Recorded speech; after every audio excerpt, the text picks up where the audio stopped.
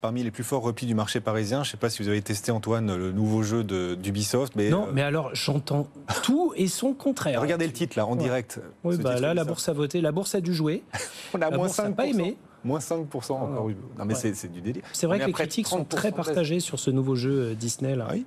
Vous l'avez testé, vous, Bertrand, ce nouveau Star Wars quand même. Enfin, il y avait beaucoup d'attentes sur Star Wars qui a été publié, qui est sorti vendredi, donc ce Star Wars. Puis aujourd'hui, on a cette réaction du marché, moins 5% Sanofi. Sur un an, le titre, Bertrand, perd 40%. Vous avez testé le jeu, le marché est rationnel, ou vous jugez qu'on est sur une phase un peu excessive aujourd'hui autour d'Ubisoft ?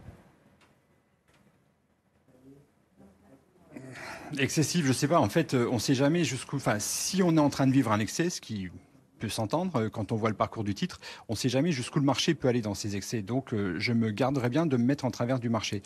De manière générale, encore une fois, il faut toujours reprendre un petit peu de hauteur. Le secteur des jeux, et vous reprenez les grands éditeurs type Electronic Arts aux États-Unis, ça va pas bien. Donc déjà, c'est un premier point, c'est qu'en ce moment, c'est pas quelque chose que le marché veut voir.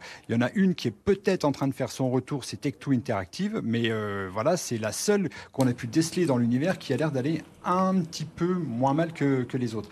Le vrai sujet, et ça c'est ce qu'on commence à lire un peu partout, c'est que les analystes sont en train de dire, oui mais attention, il y a l'intelligence artificielle qui permet à des petits studios de sortir des jeux extrêmement corrects, alors pas du même niveau de technicité, mais qui sont jouables entre guillemets, qui vont capter du public à des niveaux de prix défiant toute concurrence. Donc je pense que voilà, on a eu sur Ubisoft des convenus sur des convenus avec des retards et autres, et donc voilà, ça va prendre du temps avant de regagner la confiance des investisseurs.